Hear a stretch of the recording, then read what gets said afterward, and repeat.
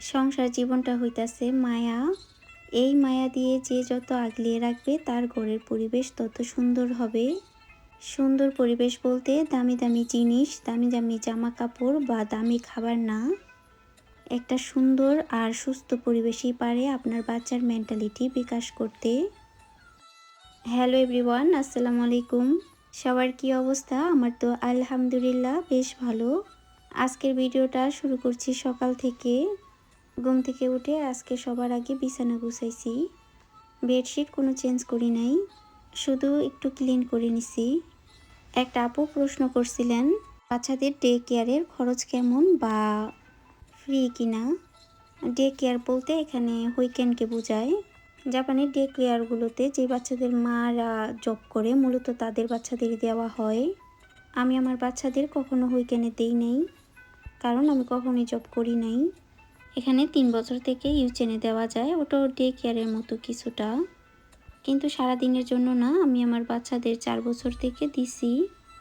চাইছিলাম সবসময় বাংলাটা যেন ভালো করে শিখে, এ কারণে লেট করে দিছি। কিন্তু ট্রাস্ট মি, বাচ্চাদের স্কুলে যাওয়ার আগে অবশ্যই জাপানিজ ভাষাটা শেখা অনেক দরকার, নয়তো বাচ্চাদের অ্যাডজাস্ট খুবই কষ্ট হয়।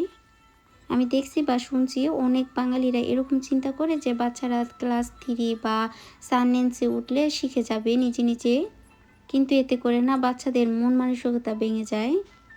অন্য বাচ্চারা পারতাছে, আমি নিজে পারতাছি না, এটা ভেবে কিন্তু বাচ্চাদের মধ্যে একটু খারাপ লাগা কাজ করে। আমার বাচ্চারা ইংলিশ কার্টুন দেখে দেখে পুরো একেবারে সব ইংলিশ কথাই বলতো। এখন জাপানিজ কার্টুনটা দেখে আবার স্কুলে যায়, তো অনেকটা কাভার করে ফেলছে। যারা যখন ইচিনিনসে বা ক্লাস 1-এ ছিল তখন রদিশা অনেকটা হেল্প করছে।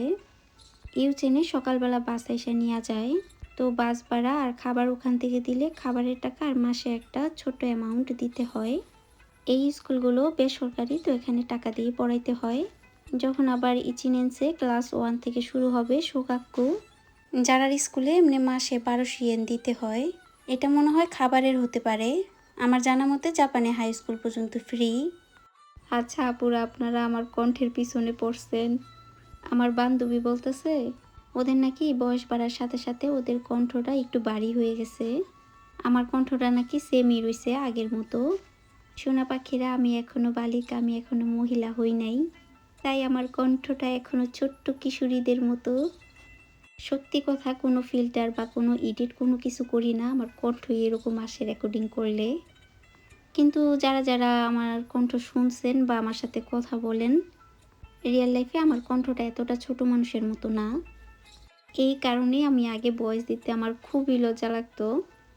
অনেক দিন পর গিয়ে এখন আমি একটু প্রপারলি ভয়েস দিতে পারি, তাও অতটা ভালো করে না।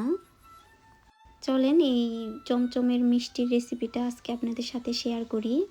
আমার কাছে মনে হয়েছে আমি যতগুলো মিষ্টি বানাইছি এই মিষ্টিটা সবচেয়ে ইজি। আমি এখানে নিছি 1.5 কাপ ছানা। এর মধ্যে 1 চামচ সুজি, 1 চামচ ময়দা, 1 চামচ গুঁড়া দুধ, 1 চামচ চিনি, বেকিং পাউডার আর সামান্য পরিমাণ গলানো একটু বাটার। এগুলো দিয়ে ভালো মতো মেখে নিব, যেন কোনো দানা দানা না থাকে, আর চিনিটা যেন ভালো মতো গলে যায়। চিনিটা আস্তে আস্তে থাকলে মিষ্টির ভিতরে অনেকটা ফাঁকা ফাঁকা অংশ থেকে যাবে।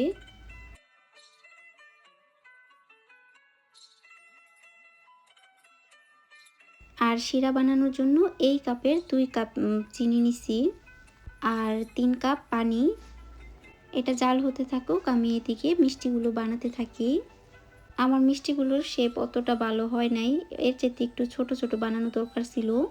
বানানোর পর মনে হয়েছে একটু বেশি বড় হয়ে গেছে।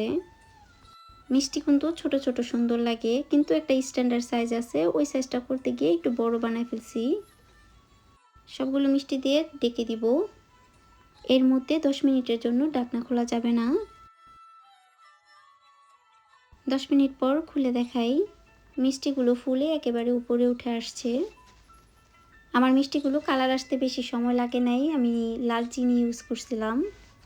লাল চিনিটা ইউজ করলে সব খাবারই দেখি কালারটা দ্রুত চলে আসে। পানিটা একটু শুকিয়ে আসলে তখন আমি গরম পানিটা ইউজ করব।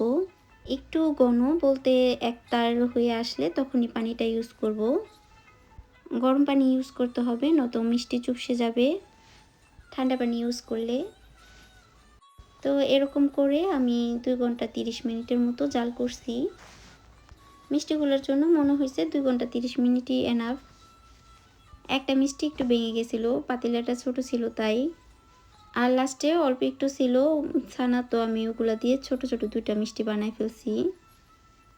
এই মিষ্টিগুলো আমি সারা রাতের জন্য শিরার মধ্যে রেখে দিব।